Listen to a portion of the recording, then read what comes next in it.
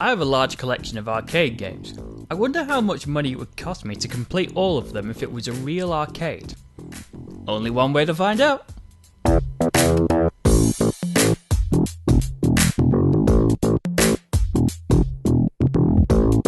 The Olympics.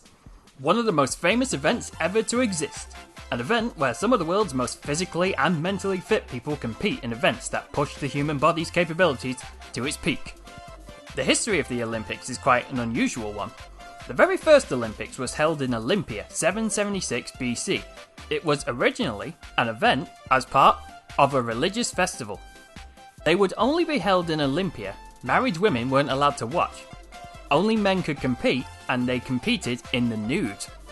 The events were also noticeably different. They featured recognisable events like the long jumping and the discus throwing, but they also featured wrestling and, of course, chariot racing. The Greek Olympics only lasted till 393 AD. Theodosius I, a Christian ruler, banned all pagan events, and thus the Olympics ended. Fast forward 1,503 years, and the Olympics returned thanks to the efforts of Baron de Coubertin.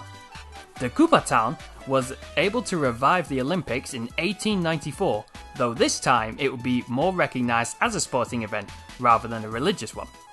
These Olympics would evolve into the Olympics we know today, though they would be unrecognisable if you saw the events from the 1894 Olympics. Events like running and javelin were still present, but the more unusual events consisted of music, painting, sculpturing, engravings, etchings, town planning, and even poetry, which de Coubertin won a gold medal himself in. Since then, events have now become more involved in physical elements and has branched out into the summer, winter, and Paralympics. Of course, video games found a way to take inspiration from the Olympics, resulting in many sore arms and button bashing and holes in socks from constant button rubbing. Even with all its advancements though, it all begs the question, what if the Olympics started with the cavemen? The answer is Tyranno's 1997 game, BC Story.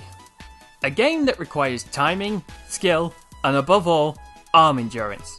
You and a friend, or a rival, can take part in 10 different events which will determine your dominance over the other player, each event having varying difficulty. You can also play it on your own, and your goal of the game is to qualify in every event.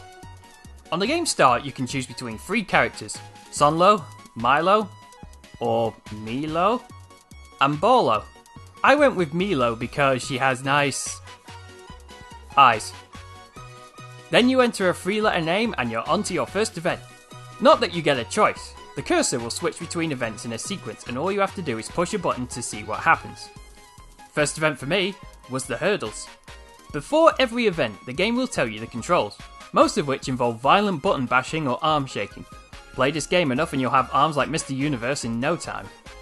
Some of the events will also require you to play with an AI opponent, and as you can imagine, they are ridiculously good at the games. And in the hurdles event, it's painfully obvious why. In this event, you need to wiggle the stick and press a single button to jump the fire. Problem is, the view is very close, and at an angle where you can't see when the fire is coming. So if you're running too fast, you won't be able to react in time and end up being electrocuted? That's not how fire works. Also, your jumps need to be pixel perfect, otherwise you'll still get electro burns, which slows you way down. Meanwhile, the AI knows when the fire is coming, so it knows when to jump and the exact pixel to jump, going even faster at superhuman speeds. Though it does make the occasional mistake, it hardly makes a difference to it.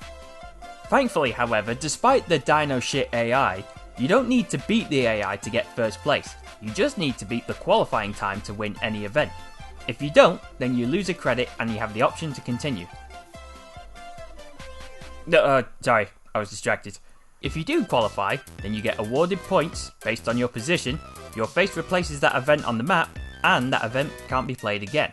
Pass or fail though, a new event is chosen every time. The variety of the games is well designed, they all play differently and the controls are super easy. To win the events though, you do need to put in some amount of effort, and some make use of the prehistoric settings. Don't worry about your arms falling off though, because not all the games require you to be able to move your hands faster than a porn star. Some, like the Caveman event, require timing, where you have to stop the bar in the max power. It's also an event that gives you 2 attempts, so you will be able to use every asset of your gaming skills. Speaking of nice looking things, the graphics are pretty nice. The cartoony style gives personality to the characters and its sense of humour. While they aren't amazing graphics, the developers have made an effort to make the game look unique. The animations are decent, the character designs stand out and have their own attitudes. Plus, if you're immature and dirty-minded as I am, you can have some adult fun with the animations.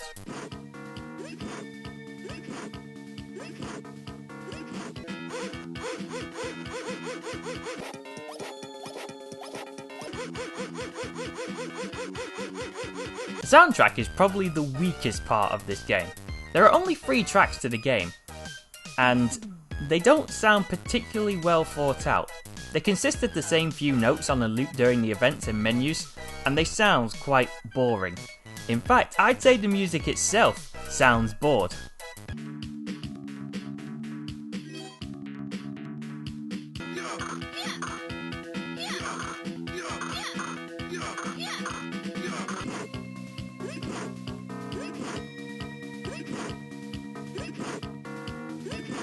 Sound effects are a little better though.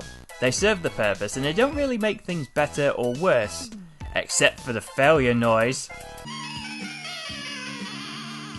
This is probably the noise I heard most in the game.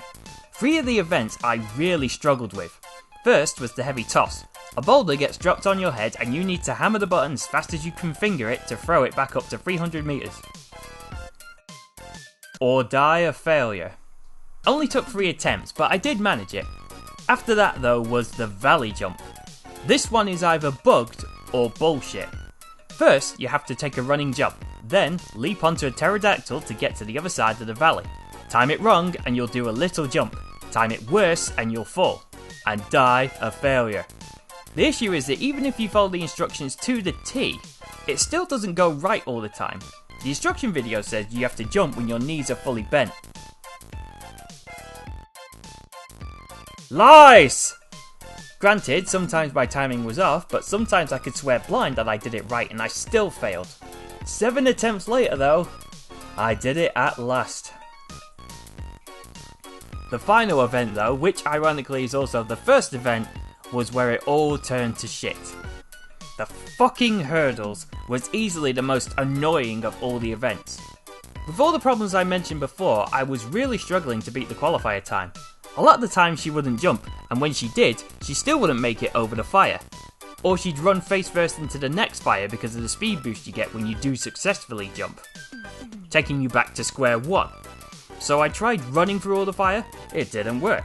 I tried hopping my way through, she wouldn't hop all the time. I tried taking it slow, and it was too slow. The only way I did this was sheer damn luck, and after 10 minutes of failure, I finally did it. Even the game was getting annoyed at how long I was taking.